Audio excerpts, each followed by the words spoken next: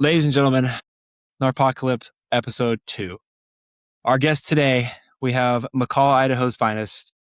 In high school, he got 2,485 passing yards, 38 passing touchdowns, 978 rushing yards, and 9 rushing touchdowns just in his senior season, leading McCall to the 2019 state championship, where he was the 2019 2A All-Idaho Player of the Year. Flex on him.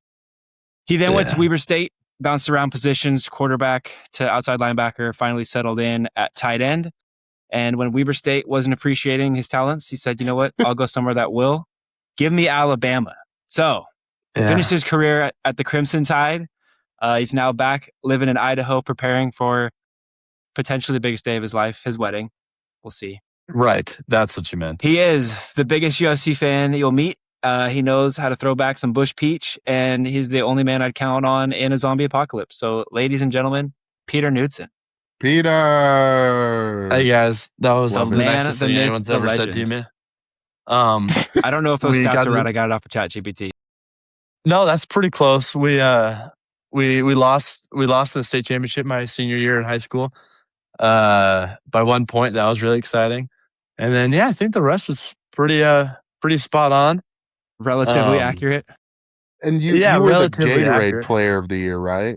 No, I wasn't. There was Austin Bolt was that year. He went to Boise State, played wide receiver there I for a can little tell you bit. who it was because I asked ChatGPT that. Screw Austin Bolt, man. Yeah, No, You don't deserve say it. that. Let's get him Okay. on here and rip it. No, guys, he was Oh, he's we love good, dude. Austin. He's a polite guy. There's something you did say that Zeke will never He have was been. It was a C-spine? two-way Wait, state player of wait. the year. What'd I say? I was not the 2A State Player of the Year. I played 5A, Peter. So just a couple levels Steve, You higher. could never also. be a two-way. You could never Nice. live in two-way. Well, if those are nice stats, I have a statistic for you guys. Zeke froze, looked like mid-sneeze. My stat Dude, is it's your Zeke in the first camera. episode. What? Heart's moving. I already know where you're I'm going with moving. this. Zeke in the first episode moving of too. Narpocalypse Okay, said sorry. the word like 204 times.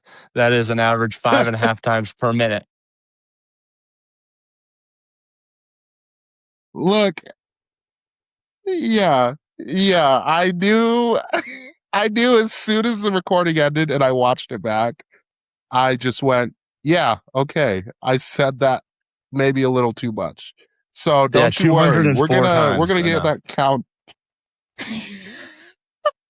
Let's go for Okay, 205 tonight, boys. damn. We're gonna get that countdown today. Don't worry. Well, Yeah, if we all average 300, we can get up to 4 figures here, guys. guys, We really guys, you know, we it was could just, we could like it's a Max. good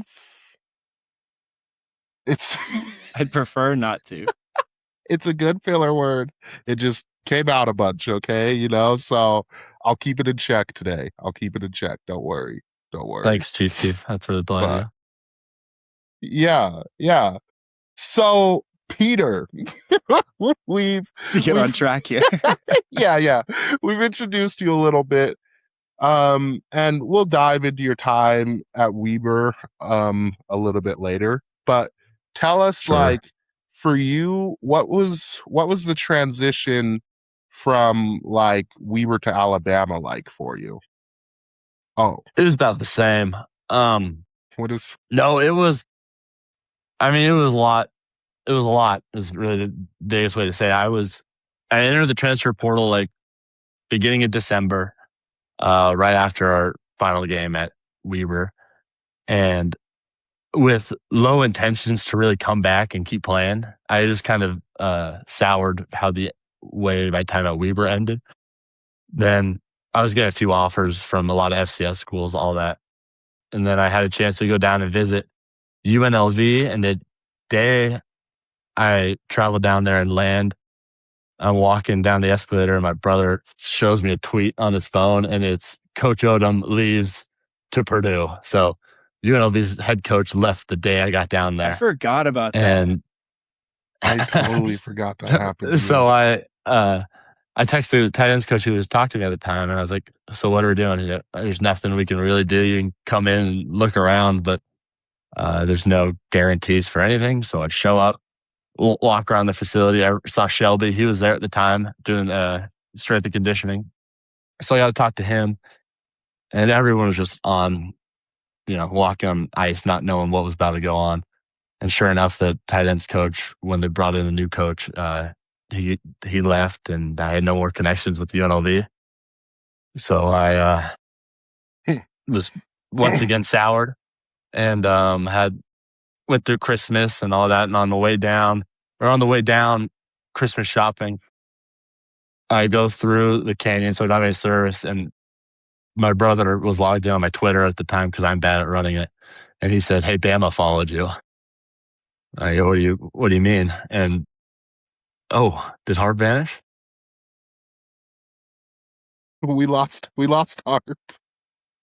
Okay, I'll keep on talking. We're having the okay. It's fine. He'll figure his way back in. He knows the story, but yeah. I didn't know what to do, so I was just whatever. It was a GA who had followed me, who was at Alabama at the time, like assisting in recruiting. And I said, if they reach out to me, they'll reach out to me. And sure enough, they did. And I was, shell shocked, as you could imagine. I didn't really understand what was going on. They said they'd love to have me come down there and visit. I had set up or they didn't say it yet, but they said, hey, we're looking for a guy. There's no guarantees right now. We're going to see how the bowl game goes. They're playing Michigan on New Year's Day. And I was like, all right. So I went, I scheduled a few visits with some FCS teams in that area. And after those visits, I brought my brother with me, and we were at one of them in Missouri. And I had UT Martin the next day, who Coach Simpson, Ty Simpson's dad, was the head coach at. We were heading down there to visit, and the tight end coach at the time from Alabama reached out to me and said, hey, do you want to come visit? I said, absolutely, I would love to. I told Coach Simpson, because I was like, hey, I'm so grateful for you guys offering me this opportunity, but if I get the chance to play at Alabama, walk on scholarship, however they need me, I'm going to take that. He said, I understand completely. I would hope you would too. Yeah. And he was like, my son's down there. I would absolutely do the same. Yeah. So I went down there. We visited UT Martin, which is in Martin, Tennessee, and drove, I think it was 4.5, 5 hours down to Tuscaloosa. Stayed in the hotel. We went to dinner. My brother and I immediately crossed the bridge over the river in Tuscaloosa, parked at the restaurant, met with the tight ends coach and the assistant tight ends coach, and ate dinner. And they just kind of told me the scenario they're in. They had 2 guys go in the draft. A few guys were hurt. And they're like, this is going to be the best opportunity you'd have to earn a spot at Alabama. And I said, well, that's cool. I'll sleep on it and we'll finish the visit and all that tomorrow. They said, thank you. And we went to a hotel. I was just panicked all night. I didn't know what to do. I was texting my parents, my brothers, who have no idea. My little brother, Thomas, loves football. And he was like, do it. And I was just texting everyone I could. Just any input would be nice. And went in the next day, visited the facility, saw everything that was going on, and just the levels of everything. They're like, these are our 5 practice fields, including an indoor. This is our gym that's the size of our practice field, with all the nicest stuff you could ever imagine in a gym. And then we went and sat down in the meeting, talked with coach, and he was like, hey, I need you here. We have 2 tight ends who've ever played any snaps in a game. We need someone here. And I said, great, I'll do it. And a week later, I moved down there and was living across the street from the facility, walked into my first workout. And it was like that's kind of why the whole transition part was even more wild, because it happened in a week. I just didn't know really what was going on. And yeah, the biggest difference was you're walking in a building where just the history of everything, everyone knows there's a target on your back. And the football's all the same, no matter what level you go to. Sure, talent, all that's different, but just you're playing football. And it was awesome. It sucked for a little bit because I think because it's such fast transition. I went back from on spring break and came back to Idaho for a week, and I was like crying. I said, "Mom, I don't know what just happened. I'm living across the country now. I know no one. I'm living alone." The only time I ever talked to anyone was when I'm playing video games with you or something. And she said, "Just trust me. It's gonna be it's a year. So if you hate it, you're gonna get through it. It's gonna be a year, or I'm guessing you're gonna get through it and you're gonna love it." And she hit the nail on the head. It was a blast. I wouldn't have done it any other way. And yeah, I don't know if I answered the question at all, but it was all things are football to me. So. That's a great answer. Yeah, no, that's a great answer. And I think like yeah, absolutely. And I think it's like very interesting, like just how like my gosh, I've been saying it a million times. It's bothering me so much. I'll still want me to tally just mark? how no, it's okay. I'm sure somebody's keeping count. But just how hard that transition is. Like even just transferring to a different college, right? Like that is insane. I don't think like people understand just how hard it is to, leave everything a comfortable like place that you're in, and traveling across the country to go somewhere new. Like that is extremely tough. We had a little technical difficulties, connection issues, but we are back on track now. Thank you. Okay. Then to spin off from Peter, what was like the culture difference from Weber to Bama? And you can even like address the culture under Hill and then the culture under Mental and then that shift to Bama. Well, the person I compared DeBoer the most to was Coach Hill, just like how he carried himself. He rip into you, he'd do all that. He rarely swear, but just the way he talked was very similar to Coach Hill and like his mannerisms and all that. And the biggest difference I thought was just every single person being like, "I'm here to play football. Yeah, I'm here to win football games." Mm-hmm. And even, I mean, sure, you can say with how college football is now with all the NIL and that kind of stuff, people aren't always there to win football games, but they don't get paid unless they do win. Like just because you're a 5-star quarterback in high school, you could go to Alabama, then you could transfer to another high school. But if you go to that big school there and you suck, you're not going to be able to transfer to the same level. You're going to have to go down, down, down. So the only way to do it is to win. So everyone's there to make money, and the best way to make money is to win. So just every single 120 people from the walk-ons trying to just keep their spot on there and just grind it out and scout for the guys on scholarship making boatloads of money to the people who are making boatloads of money. Everyone's there for the same reason, and you can feel it. And when there's a guy who's out of line, it's very quickly addressed. And that was the biggest thing. And then when it was addressed 99% of the time, people were like, "That's my bad. I'm sorry." Mm-hmm. I thought at least. Yeah. No, I think that is very, very similar to how Coach Hill coached because, I've said this before, but if he would have like asked me to run through a brick wall, I would have been, a little skeptical, but I would have done it. So I You'd have been think splattered, yeah. Is that crazy? Is that crazy? No. You would have cartooned through the wall like this. Yeah. It would have been freaking tough. Exactly. What does the Kool-Aid Man say when he busts through that thing? Oh yeah. Oh yeah. Whoa. So I think, you could just tell when you have a good coach who's coaching at a high level, I think it brings the entire program up with it. So definitely. Yeah. like every single level from the GAs who were there. I mean, you had mentioned in your last episode more than anyone else. Trying. They're like the oil or the grease in the cogs. They're making everything roll. No one thinks about it, but it has to be there to get everything to roll.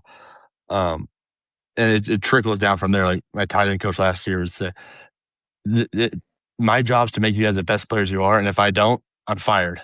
And it didn't always seem like it was like that for every single person at Weber. Some people would seem like they're just there because they're like, oh, I love Weber State because I grew up in Ogden, or that, that, and that. But at Alabama, every single person from the head coach to the GA who was there the first day, it was like, this is a standard. We're holding to it. You can go on Facebook and say everyone's forgotten the Saban standard, but it's there. It's just it's hard to replicate 7 national championships. Did he have any role in the team when you were there, or was it complete separation? It was complete separation. I mean, he still has an office in the facility just because how could you kick him out? But it's not, it's not the head coaching office. He just has it in the corner of a building. He could go in there if he wants to. He never does. There's one time he came in there and talked to us, just like the same way we had some like people from ESPN come in and talk to us. It was just like these guys. He comes in, he talked to us, and he left.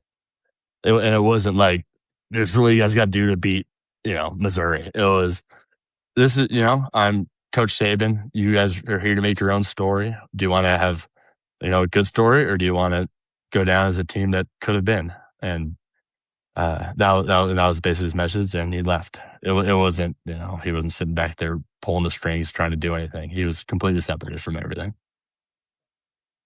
Did Bama, like, just to kind of, since the podcast is about life after sports, right? Did Bama do anything specifically or differently than Weber to prepare people for when sports are over? Or were they like, hey, everyone here is going pro. We don't have to worry about what they do next? Like, yeah, there was a lot of opportunities we had. We met with every year. I forget what the thing's called. I was only did it once, but they just did it again a few weeks ago, where they get all the donors, kind of all those people who have money invested into the football team.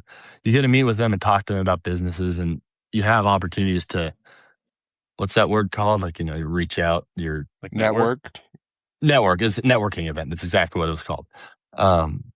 So yeah, you had those opportunities to do that, and you're meeting people. Like, I met some guy who went around with Colonel Sanders and helped start KFC. Basically, yeah. So it's like, you're meeting these people, and they give you your business cards. Hey, reach out if you ever need anything like that. And then they had people come in and be like, hey, I mean, the biggest thing they had most people come into is like, you guys are getting paid a lot of money. This has never happened before. We're here to help you with that. Because that was such a change. There's, millions of dollars being thrown around football teams, and all of a sudden, Zeke Birch is getting paid $1 million. She's never made any money and he spent off it all on of Oreos. playing football. Yeah, so it's like, what does he do now? Now he weighs 700 pounds, and now he's getting on Ozempic. Okay. But no, it was like those guys would come in a lot and talk to us. But then there's also people like, hey, yeah, what do you want to do after football? Because it's a huge void as what this is all for. And you guys talked about it and did a great job at last time. It's your world ended. Like, what now? And that's kind of the stage I'm in. And I'm really emphasizing the what now part. Yeah. We'll address that down the road. Man. No, yeah, that's great. I think that's a perfect segue, because that's really what, like, we want to talk about. The meat and potatoes there is, how has that transition been from, playing college football, playing at Alabama, to now you are where you are? Like, how was that first couple months to a year been for you?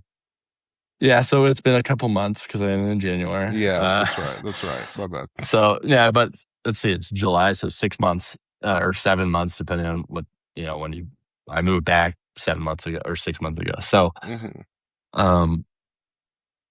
for me, it was kind of just like, I'm done playing football. For you had those breaks after Weber. You'd have a month. It was for me, that kind of played out for a little bit until I started seeing things that, like, football is coming around, and I was like, oh, I'm walking around spraying bugs and pest control right now. Yeah, and all my friends are putting pads on starting their first day of fall camp for Weber, and then I think Alabama starts next week. I'm like, oh, that's now it's different. So it's just like, starting to set in now for you? Yeah, because I still worked Dang. out. I did all that kind of stuff. Like I took a few weeks off and I started working out, and so that was kind of how it rolled. But just kind of you Hart talked about like your bitterness towards the end of it. I had that a little bit, but I couldn't have been more happy with kind of how it went. I was a walk on out of a small town. I was able to start a lot of football games at Weber. I was able to come into Alabama, and if they had writers, if it was an open scrimmage for the first scrimmage, they would have thought I was the next best thing. I don't know why I caught 10 passes in the first scrimmage. I had 200 receiving yards. It was nuts. But I had a good spring. It's hard. I mean, I'm behind Josh Cuevas, who got drafted to the Ravens, and then freshman All-American who came in, he was 6'8". Like you're at Alabama, there's a lot of good players. So I gave what I thought was my all, and I said I'm happy with it. Sure, there's a few things I could have thought might have fallen a little better in my way to get more playing time, or at whether it be Weber or Alabama. But I was happy with that, knowing that I'm this second person from Idaho ever to be on Alabama's football team. Like there's a lot of cool things that happen, and I can kind of keep hanging my hat on a few of those things. And I know it paid off being a little kid growing up dreaming of this, and finally accomplished it. So now I'm kind of in that weird spot where I don't know what to do next. I don't like Harp. You started doing CrossFit bobsled. You have a thing you can keep going for. That Zeke, you went back to school. You're going to PT school. Maybe. You know, I was talking to my dad there. I don't know what my next goal is. I need to have something to set my mind on. I get married in 40 days. I'm like, that'll be awesome. That'll be cool. But that's not necessarily like a thing you work every day to be, the best boyfriend, fiance, husband you can be. But it's not the same kind of work towards something as football was, or bobsledding for the Olympic team, or slamming meatballs down the gullet. It's like a different kind of training you have. I want to have something like that, but I haven't quite figured it out right now, whether it's based around football or it's something completely different. I think that's huge too. Like I was saying the last one, there's just so much built up passion, and you're just able to get it out on the field, and your competitive nature, whatever it is that drives you. Like football is just an outlet, and so being able to find a new outlet for you, like whether it's golfing or just hunting more, whatever it is, I feel like is going to be the best way to transition through it. And obviously we're all still figuring that out for ourselves and how that works for us. But for me, just finding ways to just get the competitive edge off so that I can let it out and let loose on something. A competitive edge off. So you can let loose and get all over something. Oh shoot. I also think you guys are crazy. Okay. Rhythm. It was a great point you were making. Anyway, go ahead.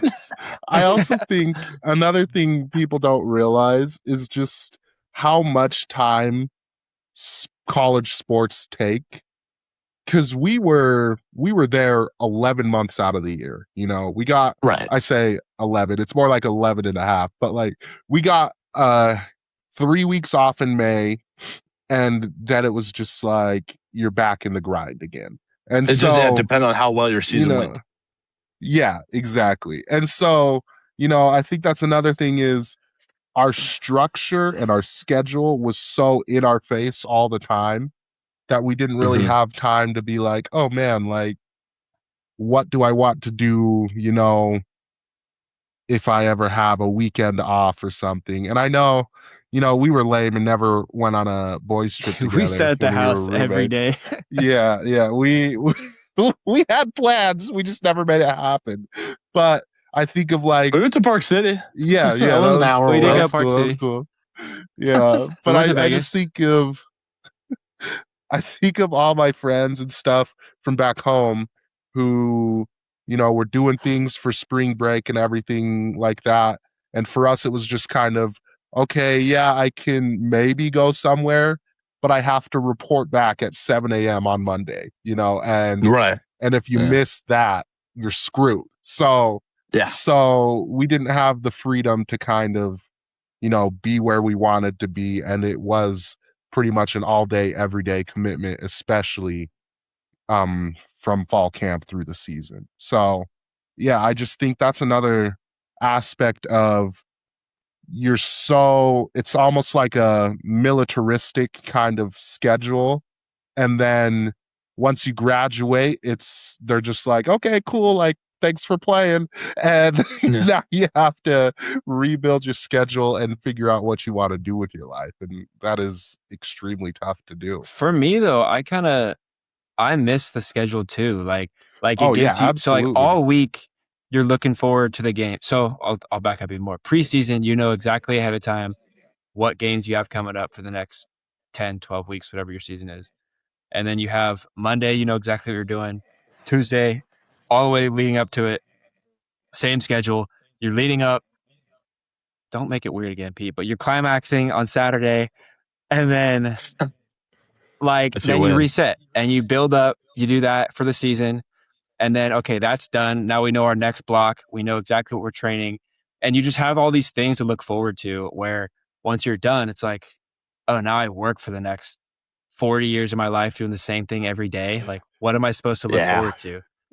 Yeah. Nothing. Yeah. I look forward to It's the all over. Narpocalypse pod every Monday. Yeah, I count likes. That's what I'm looking forward to. Hey, listen, No, I mean, I've been whatever you making gotta a do. mental tally. You both have been saying it just as much as me. I know. Anyways, just maybe.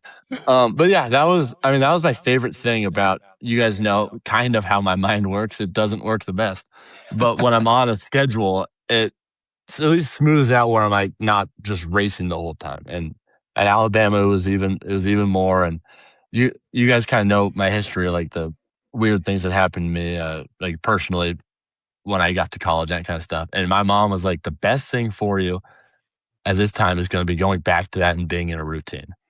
Mhm. And it was, and then I was done playing football and I didn't work for a couple, 2 months or whatever. And I was like, this sucks. I wake up, I don't have any plans. My mom's like, go fix something. I'm like, hey, it's fixed. And she's like, okay.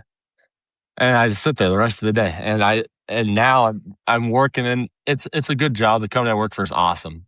I couldn't say enough good things about them and how it's run. And compared to a football team, it's probably a similar one where we have these meetings, we're getting together, everyone's bullshitting with each other. The boss, who's the CEO, whatever you come, but the guy who started the company is in the meetings making fun of people. They're making fun of him. It's like that kind of group. It's fun. But I'm just sitting there. I'm like, this isn't at all the routine I'm used to for the last few years. I'm in a thing for 30 minutes and then I'm working for 8 hours and then I go home and I have nothing planned. It's an awkward change of events.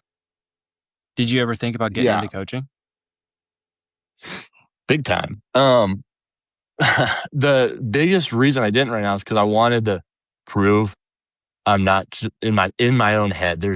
And you guys know me, my family knows me, my other friends know me, but I wanted to prove I'm not just a football player. Like that's not all I am. I could spray bugs. That's all I'm doing. So that's why my head's there. But I would love to. I've coached a few kids during spring and summer, just like just one-on-one, kind of helping some kids out, that kind of thing. And I do realize I love doing it, but whether that's the thing I want to jump right into after finishing football and be right back into that schedule, even though I just mentioned how much I love it, do I want to jump right back into it and then stress myself out that badly? I didn't think so. So I took a little bit of a break away from football completely for 1 year, just so I can watch it, hang out, and try to enjoy it, opposed to enjoying it in a completely different way. Yeah. So if you were gonna go back into coaching, would you try to get in at the college level, or would you want to go like high school? Sorry, a bug landed on me. I'm outside if you guys are wondering. Isn't your job to kill those? The moon's over there, and it's ominously red because of all the smoke. It's kind of freaky. Because of your red glasses you have on. It could be the red glasses. It's not. It's if I was Mayan, I would be ripping out a heart right now. But no, if I wanted, I talked to my high school coach about it, who was like my biggest inspiration for football, other than my older brother. And I was talking to him because I was able to help out at Boise State for a little bit, and then it kind of just didn't work well in my work schedule.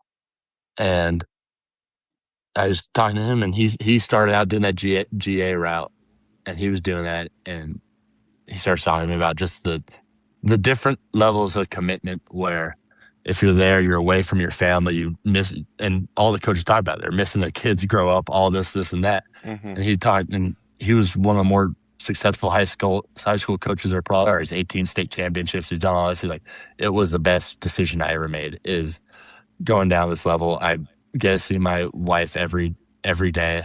Sure, he's gone for a few hours and he's watching film when he's at home, but he's at least at home with his wife. And then he gets to watch his kids and help them do that. So that being said, I would love to start coaching high school football at some point. I don't know in my head if I'm ready to be a head coach at anything right now. It's something I would put way too much pressure on myself for. But I'd love to help out just that age, and especially that's where I grew my love for football even more, is because of the coaches I had and the friendships I grew in those ages, and then going to meeting you guys, it grew even more. But you talked about the levels of the difference of how many hours you're in college versus everything else. I don't know if I'm ready to full dive into that right now. Definitely. Yeah, definitely. I agree for sure. I think high school is definitely a more realistic like approach to coaching. Unless coaching is like literally if you don't have a family, if you don't have like anything else, I think college coaching will be sick.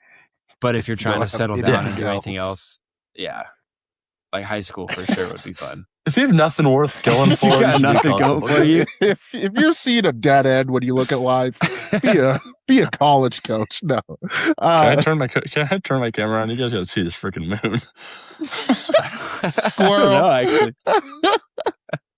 Oh no, that's not it. Oh well, it's there. Just turn it. Wow, we're seeing a real dark sky right now. Oh my god, it's right there. I believe you. I can see it, actually. I believe you. I believe you. That's You the can't moon. see it? Sorry, I can see it. The red dot. You missed it? I saw the dot. Yeah. I saw the dot. Oh yeah, and it was red, huh? I just assume it's red. Yeah, the smoke. As everyone does the moon. It's red cheese or whatever they say. Bad weather out there. Yeah, Wallace and Gromit. Yeah, Yeah. love that movie. Yeah. It's one of your most something you draw the most inspiration from. Yeah. Wallace and Gromit. Go to the moon. The were-rabbits. Dude, they need to bring back Exactly. claymation. That was Dude, awesome. It really It had to was. have taken so long to make those movies. Oh, You know insanely what was long. a fire Yeah. movie? Chicken Run. Chicken Run's Run. a great movie. Yes. Wait, They Is were that my what bad, if guys? what if you's a Chicken Run hater? It's probably Coulter. I don't know. It's probably Coulter. Yeah. No, yeah, I watched. We went down to Mexico a few years ago, and on the way down, I watched it on the Delta thing. I was wearing all my Weber State stuff, and I was just sitting there watching Chicken Run. All the families Yeah, on the that's, planet. Who's this autistic kid watching Chicken Run right now? Yeah. And I was like, they couldn't hit the nail more on the head. Yeah. That is the peak of claymation right there. Yeah, that was the piece. Chicken Run and Wallace and Gromit. Absolutely. Robot chicken. How's everything chicken based? Farm based. Yeah. If you want a good Even- like stop motion film, it's got to be a farm. Yeah. It's on a farm. Yeah. That's very true. Yeah. Even the Fantastic Mr. Fox. Classic. That's Yeah. there's a movie theater in Moscow. My brother's going to next week. They just show old movies, Mm-hmm. and then they sometimes throw in a new movie or two. But he's going to watch Fantastic Mr. Fox, and I envy that. I Just love that in movie. a theater. Yeah. It'd be so No, fun. I'm sure that's awesome. That's pretty sick. While we're off topic, can I ask you guys a question based on your guys' You've made a list of questions. Dude, absolutely. Yeah. I love this. Okay, yeah. Well, Please do. okay. First question. There's a hatchet that is well above the ground right now, and I would like you guys to hash it out on live. Which Batman's the best Batman? I think we agree which Batman is the best Batman, and that is The Christian Batman. Bale. Yeah, No. Christian Bale. It is not No. Robert Pattinson. It's Robert Pattinson. It's absolutely Robert new Pattinson. blood. He is new blood. He is great in his role. But the Dark Knight trilogy is why we have the Batman today. No, it's not. If I you think want to the go back comic that books far, are. Adam West is why we have Batman. Okay, yeah, Adam West is why we have Batman. Yes, you're right. But the Dark Knight trilogy was just so incredible that people talked about it for decades.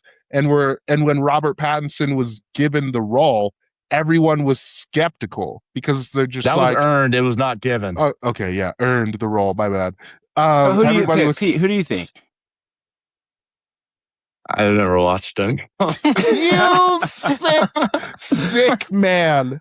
Okay, Making wait, me here's the thing. argue about I don't this. think necessarily Robert Pattinson's the best Batman. Maybe I do, actually. I just think his movie is better than the Dark Knight trilogy. So maybe I do think he's the best Batman. I don't know. I just think his Unbelievable movie is take. better. That's the think that's where we're entire settling, trilogy. I would say Yeah. I would put the Batman over the Dark Knight Rises, but the Dark Knight held that trilogy together and still does. Still does. The And Dark it's Knight still is not as bad as incredible. the Batman. Okay, You next question, because we freak. could debate this. Next We're just going to Yeah, spiral yeah. here. Yes. Do you guys want another movie question, or do you want another just off? Dude, just off ask whatever you side want. question. Okay. F, marry, kill. We're all familiar with the game. Yep. Yep. All right. Okay, Harp, we'll start with you. Pancake, waffle, or biscuit? Ooh, I like this. Okay, I'm killing biscuit. Okay, I think that's an obvious choice. Yeah. I think there's not enough option and variety that you can do with it. Get it? It's too dry. Well, get it out. gravy, jam, butter. That's the three in my head. It's not enough. For Honey. me. Okay. It's too dry unless you put a bunch of gravy Fair. on it. Honestly, we're gonna spin off on this. I really miss when I would just come upstairs and you would just have a fucking spread of biscuits and gravy made, and I could just feast off of it. Dude, that was the life. Absolutely. Yeah, I had to let the fellas eat. You know, Yeah, I couldn't let them go starving and just eat Oreos or whatever Zeke did. I didn't we eat also anything. just so that our new fandom knows, we dropped over $100 on one round of McDonald's one night, and what was it, like $110? Yeah, champions. We're the winners. Yeah, I think we And won it- McDonald's. So And it wasn't just Yeah. And like there's just three of us. It wasn't. which one of What? us is waiting to speak? Yeah, it wasn't. It Oh, wasn't yeah, no, dude. like Yeah, we go were. on, Zeke. It wasn't like we went at a normal time either. It wasn't a 5 p.m. It was like 1 in the morning, wasn't it? It was late. It was an awkward time to go to McDonald's, and it wasn't a large group of people. It was three. Do the math: $34 a person. That's a lot of McDonald's. I was gonna say, that can get you a lot of McDonald's. Let me tell you. And I exclusively Yeah. eat their chicken nuggets. So Yeah, $30 worth of chicken nuggets Is is an immense amount that no diabolical. man should have ever consumed. no one should ever eat that Diabolical. much McDonald's. Yeah. Yeah, Probably that's right. when you were talking about Right. how your weight fluctuated from 290 to 300. It fluctuated to well over 300. Yeah, all right, that Harp, one. pancake All right, and anyways, waffle. I'll keep going on this. Okay, I'm killing biscuit. I think I'm marrying waffle just because I like them better than pancakes. I can F a 'Cause her pancake, body's so but insane. like waffles give me just more variety. You know what I mean? No, that's Okay. let's see. There's a waffle cone. Over time variety. I just like that it has the little Yeah. pockets that can hold my syrup. Yeah, true. Okay. I forgot what you said earlier. The edge joke. Anyway, Something about I am edging or going to whatever. have to vehemently disagree here. For me, right, kill waffles. If you say kill you're waffles gonna straight marry up. Biscuit, I'm gonna hang up the stream. No, listen. Kill waffle, marry pancake, because let's be honest, because you like them nothing thick. absolutely, but nothing beats a nice stack of pancakes. It's I'll stack of argue with that waffles. with a nice waffle. Yeah, 100%. I'm just not there's some about making the pancakes versus slamming a waffle in a toaster. It's just different. It's Waffle just iron. different. Waffle iron is less common in a household than a skillet. I'll go grab mine. I said less common. I didn't say nobody has one. I said less common. And then, F biscuit, because here's the thing, right? We talked about it. Biscuit's got some range, okay? And I love biscuits and gravy. Nothing beats the feeling when you're just slamming a Popeye's biscuit with some butter on it, and you're choking to death because that baby's dry, and you just spread Nothing beats it. Yeah, spread some honey on it. You guys ever eat sand to make it go down a little easier? There's just something about a Popeye's biscuit that touches my soul. On the side of just biscuits and gravy, I love biscuits, but I probably have, if I had to F a biscuit, I would, but I'd probably kill the biscuit. And I would marry a waffle. And I'd rather have a waffle than a pancake, is where my line lies. That's where I agree with you. Interesting opinion. All right.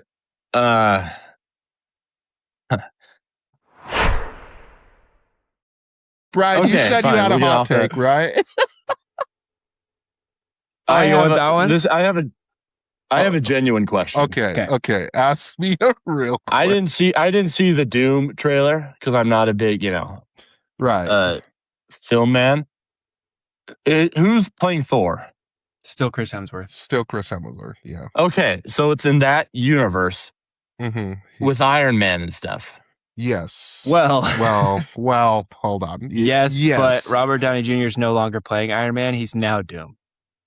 So that's my point. Are they just never going to take the mask off of Doom? No, it's complicated. Or are they going to be like, wait, you look like everybody already knows. You look like this guy we know. Yeah, well, that's the thing about the multiverse, right? There's a million copies of everybody. But none of handsome Chris Hemsworth. There's only one of that guy. There's only one of him. That's why we know that they're in that universe. Well, who's to say that they're staying in that universe? Anyways, there's a lot going on with Doomsday. But okay, well, that was my question. I've thought it since the first time I saw it, and I figured there's no better time to air that out and not really get an answer for Marvel right now. Marvel doesn't know what they're doing, and there's too many moving pieces, and they need to scrap everything and restart. Is essentially where we're at with it. Absolutely. Yeah, they most definitely need to go back to the drawing board. But I also don't like how Miles Morales' name is that and not Peter Parker. Well, there is a Peter Parker. Is it because Peter Parker died? No, he's always been Miles Morales, but there's also a Peter Parker in his universe that did die. Right, okay, so it's just I feel like I skimmed over that part when I've watched that movie. It's like the nephew watches it every night. It's like the first quarter of the movie. you literally. I know, but he also went through a phase of only watching Cars, and I couldn't tell you which. I don't know if I've seen any of them. What does I love Cars have to do with Peter Parker? I'm just saying it's always on, and it's not that I'm actually watching it. Sure. Okay. You have a crying kid. You don't always turn on a movie, but you say if you don't cry, we might turn on a movie, and then it's the same movie over and over. Right, because that's what you should put on like Schindler's List or something. Get him educated. I did. He actually was very opposed to that movie. Every kid, and not because he's a little kid. every little kid's It's just identity horrible. is just shaped by one movie. For me, it was Transformers. I never stopped Okay. watching that. So here's my hot take I had last week. That's not really a hot take. I think the Transformers first 3 are better than any superhero trilogy ever produced. Ooh, that's a tough Was Megan one. Fox in the first 3? Absolutely. She's in the first 2, but Wait, yeah, first 2, I guess. But Yeah, that was yes. cool. I like when she fixes the car. she's hitting it with a wrench or something. I don't know. my mom actually, Oh, maybe I am autistic, but she wouldn't let me because the movies are too loud. She's like, you don't like loud movies. We'll just skip the car scene there. It's okay. So I just didn't go. I know I've Oh watched my Transformers, but it's been too long for me. I didn't watch in theaters. With Dude, they're my actually rest so of my good. family.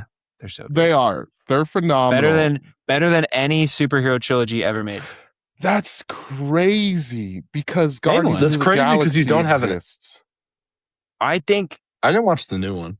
Oh that's my the only gosh. one that could maybe compete with it. I See, think it's better than Dark Guardians of the Knight Galaxy trilogy. 2 was hard, just because it was different. But 1 and I think- 3 were incredible.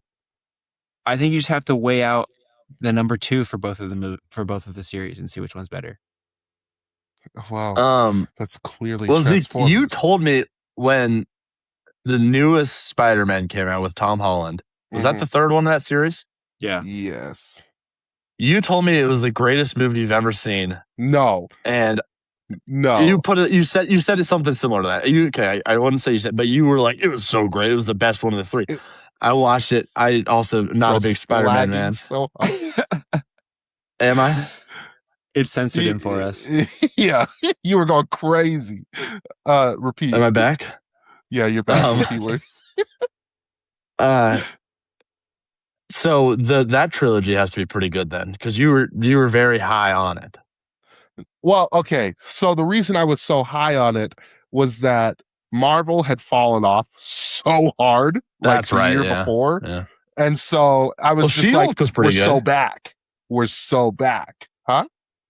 Shut up. What? bitch. I don't know I didn't what he watch said, but I'll go and review that on the tape. But no, I don't think Tom Holland's even the best Spider-Man. That's Tobey up for Maguire is. debate. Andrew Garfield is. Andrew Garfield all the way. Yeah, sorry. Yeah. Well, I'm gonna be honest with you guys. Yeah. haven't seen them. Yeah. Okay, you wait. know, I have a movie question for you, Peter. What do you think Okay. we quoted the most when we were living together? Probably a Will Ferrell movie, just because. I don't know. Do you have an answer? I feel like we went through the Tropic Thunder phase, but Yeah, I don't know. Like we yeah. had some good quotes out there. We had a lot of them. yeah. It was kind of whatever we watched last. It's probably how I think you should leave. Yeah, it Yeah. probably is. I think you should leave. That That's got to be up quoted there. a ton. That got Heads quoted will a ton. roll. I know it's a song, but Just sounds, yeah. Yeah, noise based. Stims. Yeah, Zeke Darius out a lot. Oh my gosh. A lot of what we had just watched though is what I would nail it down to. So we watched not Tropic Thunder. Yeah, we watched that every year. So that's got to be up there. Land of And the then Lost. I think you should leave. We Land of the Lost watched a few times. I hate that movie. God. You hate it, but we watched it a few times, so it's not a bad guess either. But The quote that me and Zeke have been saying the most lately. I want to see if Zeke will just whip it out right here. Oh shoot. Found a wallet. Nothing in it. We've been saying that so much. Did you just watch that movie recently? No. I haven't seen it since we lived together. Yeah, I haven't I was seen thinking of it since the other day because I watched The Big Lebowski, and Uh-huh. I was like, "Oh gosh, that's such a funny." Then I was thinking of Why can't I Starsky and Hutch? And I was like, that's a really funny movie. I was listening to I was listening to music, and let the weight or whatever that song is comes on when they're motorcycling to the biker bar, and then they get in the fight, and Ben Stiller goes, be who you really are. That's what's cool, or whatever he says.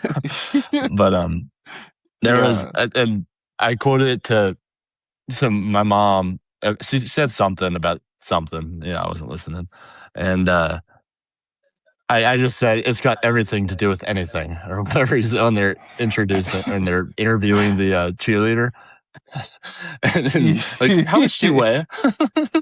What's that got to do with anything? It's got everything to do with anything. But yeah, that's a good movie. I'll probably have to rewatch. Yeah, no, we say that quote like anytime we find. we play games together, so we say it a lot. Yeah. We say it a lot. Yeah. Growing up, that was one of my favorite quotes from a movie. Was found a wallet, nothing in it. So simple. That was a really good one. My mom also said Monty Python was one of my favorite movies, and I would gallop. I'm picturing you like literally going to school. I would skip. Time out. Are you suggesting coconuts migrate? Huh? Do you guys remember when we took the autism test together? Yeah, and I aced it. And it was saying we were all What do you like, say? You should go to a doctor. Yeah, I have the video. It pops up every year. oh my God. We were all very watching, normal. We were watching Love on the Spectrum, and that kid had the bear slippers on. The bears. Yeah, and we look over, and Peter was wearing them. Peter's wearing them. I mean, game recognizes game. Drip for drip. Absolutely. It's a drip or drown world. If I ever need to know anything about dinosaurs, you'll be the first person I call. That much is for sure. Interesting. That was originally going to be my first hot take to Zeke, and then I thought of the Transformers one that I think he would agree with, because I was like, maybe we'll start off on a good note and not just get into it, Yeah.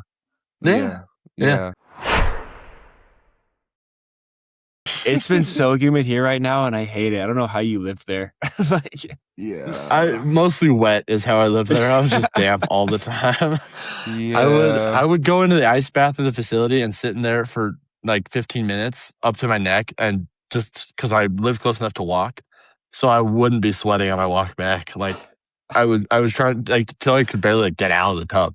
I was like, okay, now I can go home. I just don't understand how they can go from that to playing like a high altitude game somewhere else and like not die. But like where? That's the thing. I guess the whole SEC is like under 800 foot elevation. Yeah. It would be like if they had a wild card game against Boise NAU. or Wyoming. Yeah. Playing in Cheyenne. Yeah, that would be a wild card. Probably kill them. But that's fair. Yeah, it was when during that first scrimmage I referenced earlier. My coach was like, "How's it?" Because I do my best to like not kneel down or like hunch over like when I'm tired, just so I don't look like a pussy. But yeah, I like had to squat down, and I had to kneel. And my coach was like, "How's the humidity?" I was like, "Coach, it's like I'm breathing in a pool. Like it's the worst thing I've ever experienced at all." I also gained immediately when I got down there because they're feeding you every meal. I gained 15 pounds in like a week, so I was just fat. See, that's what I need. Did I send you guys that photo? Yeah, that is nice. Did I send you guys a photo of like my side profile? I had a big mirror in the apartment I was living at the time, and my guts like to the middle of my thighs. I don't know if you did. No, I don't think. I'll have to send it to you guys after. But it was like I wasn't that fat. Like the highest my body fat got to there was like 16. We took DEXA scans and stuff, but I don't know what was going on. But I was just sitting there, and I looked at I started laughing at myself. It was incredible. Tragic. The girth that I had grown, but in a poor way. That was my least favorite part about Weber, was when they were like, "Hey, You're going to tight end. Try to get a bunch of weight on. Here's a cheese stick and a granola bar and one Get a protein shake a Nutrigrain. week. Go. Yeah, that is Zeke's nodding like he didn't struggle at all to. No, bro. When Coach Hill met with me, like my first off season, and I was 280, and he just was like, "Yeah, we want you at 300 for next year." I was like, "Okay, coach." Were you 280 coming off your mission? Yeah. What'd you weigh going into it? I gained weight. No, I gained weight in Georgia. I was You went from twink to twonk. Yeah, I was like 235, 240 when I graduated high school. You were a brute, dude. I was a demon on the edge in high school. Always coming back to that edge, huh?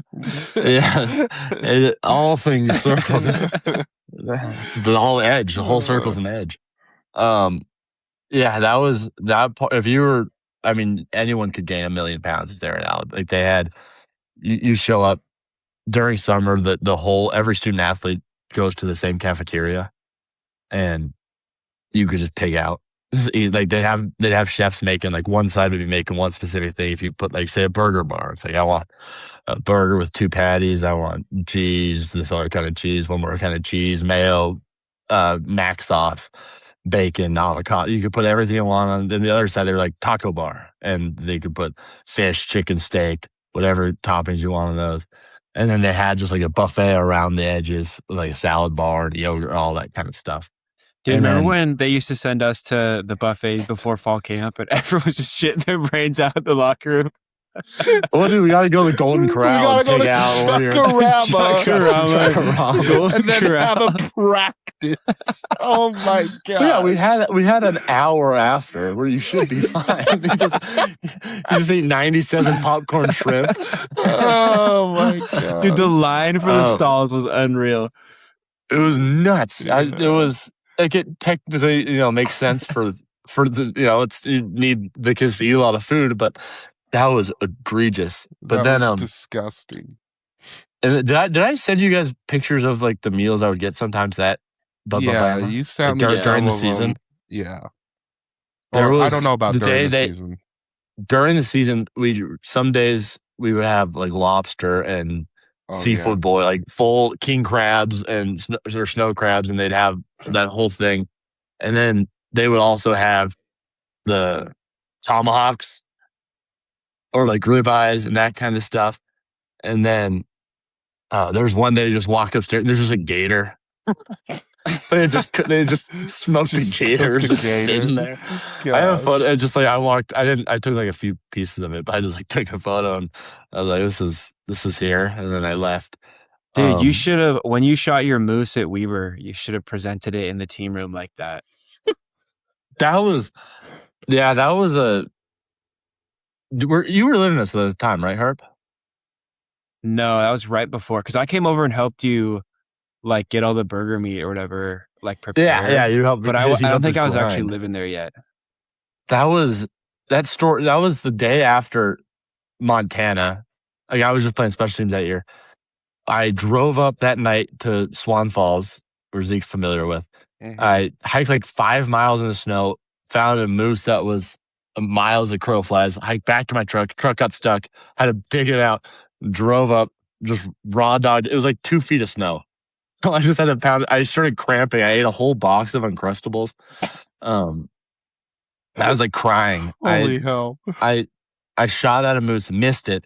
It's like shit. There goes that whole shit. But I didn't know if I missed it or not. So I like ran through the snow up there. That's what really got me. And I'm sitting there like, damn it. And I look down and there's just another moose standing 50 yards away from me, just staring at me. Oh, that's the biggest blessing I've ever had. I shoot it and it's just getting to winter. So the sun sets at like 6:30 and the sun sets at noon. And I shoot the moose. I'm able to skin half of it, throw half of the moose onto a sled and drag it out. And I have that photo. Have I showed you the photo of me where it looks like I have the filter on my face? I have just a natural frown. I was just the most exhausted. I called my mom like 1%. I was like crying. I was like, hey, I think I'll be okay. Phone's about to die. And then I just hiked it out. I had to drag it to my car. I had to the moose quarters as tall as you and I. Like I had to drag it up the road. Cars were driving by still, going over the pass, and I had threw it in my car, and I just brought him. Drove 3 hours back because we had workouts the next day at 7. I drove back, and I just set the quarters on the deck, and just went to bed. And I remember, Coach D was there at the time, and he was like, "Hey, what'd you guys, we're talking?" I was like, "Yeah, I shot a moose yesterday." And he was like, "What?" I was like, "Yeah, I was able to go up after the game and shot a moose, so I'm a little out of it right now." And he was like, he didn't care, but yeah, never cares. But that was, hunting was the best part of being at Weber's. That's the only reason I was able to gain weight, is because my dad would drive down whenever, I was like, "Hey, I'm out of meat," and he'd come down and bring 50 pounds of elk and deer, and then I was able to shoot the moose. So then I had as much meat as you could have. Yeah, and that was so good. That was fun. Dude, I just remember coming over to help you with that, and I looked on the deck, and there was just a moose head. I was like, "What the fuck?" Yeah, that was a good Polaroid we had up there. You guys, is the picture of all of this still on the wall? I don't know. Idea. I haven't been there. We have no idea who lives there, right? Grant Sands still lives there. 2 episodes. By the way, two shout mentions. out. I was going to bring him up. It's his birthday today, Happy birthday, Grant Sands. Shout out Grant Sands. That's incredible. Right. We're going to keep bringing him up every episode. That's going to be our clip this week. That was you didn't have to say 2 times, so then you have to go watch the first episode of why you mentioned him. Yeah.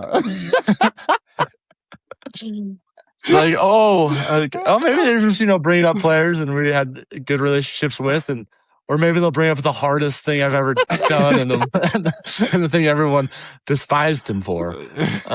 Maybe it'll be that too. It's one or the other. It could be. But it could be. It sure could be. Grant Sands would know. That's all. Grant Sands would know the emotion he'd have. No, if the photo was the photo's up. Yeah. If all those Polaroids are still on the wall, that would be the most remarkable part. Oh yeah, I doubt it. I bet there's still one in the doorbell. Yeah, I bet you there might be. I'm hoping it's hidden forever, but I'm hoping I put your information on the back of it too. Of course. Contact. Please return. Yeah. You guys have any questions? I don't know if you guys covered all the football questions. There's a little pause, so I wanted to ask my questions, and here we are. No. I mean, that's what it was supposed to be. They were just stuff to keep in mind. It didn't have to be a full interview or nothing. No, what I wanted. Just talk and ramble.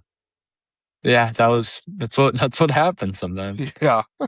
When we get Zeke, I think the like counter was way low. I know, because I was consciously keeping it down. I told you. He's gonna go back and edit out anytime he says like. Yeah. It's like that why is my screen flashing? Oh, it's just because I'm off and on talking. Sorry. Have you seen the video of that guy who's like, I configure time, so now each day I have 3 days? Yeah. That's what Zeke just did, is the word like. Absolutely. Less I word, now manipulated time. I've been Uh, consciously thinking about the word like. Oh my gosh. Okay, I say it a lot. It's fine. It's not a bad. There was like one part that got me, and then I called you after and was like, "You said like a whole bunch here." I did. And I told you I might go back through and listen to it, and I did. I love that for you. Love that you took the time to count every single one. That's crazy. Yeah, I have. It was on my phone I would just press 1 every time you said it. Holy cow! It was on the notes app. It went 4.5 rows down. That's ridiculous. That's insane. Oh, I figured you'd like to. It was another stat for you. No, 88 tackles, 204 likes. Absolutely. I was just Tinder one night on Tinder. So yeah, there they all go. Oh my gosh. Should I get plus? But Yeah, I should probably maybe go to bed, being that I Yeah. have to wake up and work. Yeah, no, I gotta absolutely. work tomorrow too. I have to Yeah. work tomorrow. Well, Pete, we Yeah. appreciate you coming on. I'm sure this is gonna be the first of many times that you're on this podcast. But I love to be here a lot. It's fun. Yeah, no, we'll for sure have you back. But yeah, thanks for talking to us and telling us about your experience and everything like that. So Yeah, as little as I think we did. I haven't stopped smiling, so it's been a lot of fun. yeah, no, I love and that's the I goal love here. this. Find some joy in Yeah, it. it's a little bit of joy for a lot of not. We just had an hour and 8 minutes of just happiness. That was Yeah. preceded. Before that was not. Zeke was pissed. Couldn't figure out how to. I was. Couldn't figure out how to get anything. This worked out anything going. better than I expected based on the technical difficulties, though. So Yeah, we got we there. were struggling there at the beginning. It's okay. It's okay. Yeah, it's a lot of fun. Okay. Yeah. Okay. Well, All right. Peter, thank you so much for coming on the pod. Yeah, no, excited to see you in September. Yeah, I'm really excited. The wedding will be fun. I'm glad you guys are all getting to come. That's the moon. Yeah. Do you see it now, Zeke? I see it, that light in the middle of the darkness. Yeah, it's freaking nuts, dude. I believe it. Anyway, sorry. I was gonna go on another moon tangent, but we probably don't have time for that. We gotta wrap it up. We gotta wrap it. Yeah. There was like 10 or 12 cars that drove by just seeing me sitting here like an old poet. Like Homer himself.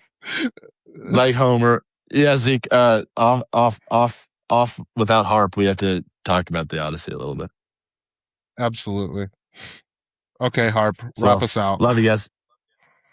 All right, brother. We'll see you later. Love you, man. Love you, boys.